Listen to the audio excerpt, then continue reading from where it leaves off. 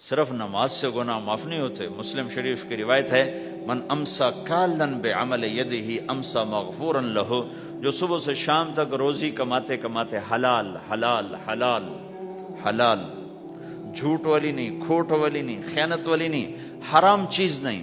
حرام چیز کا بیچنا بھی حرام ہے، خریدنا بھی حرام ہے، اس کا پروفٹ بھی حرام ہے. جس گھر میں حرام پیسہ جائے گا وہاں سکھ کبھی نہیں آئے گا. چیزیں آ جائیں گی، چین نکل جائے گا.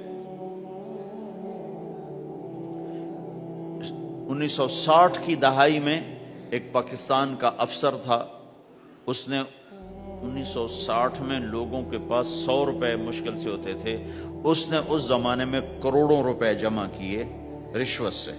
بہت بڑی پوسٹ پر تھا. جب وہ مر گیا، ایک دن اس کا بیٹا کہہ رہا تھا کاش ہمارا باپ ہمارے لیے حرام اکٹھا نہ کرتا تو کوئی خوشی کا دن ہم بھی دیکھ لیتے.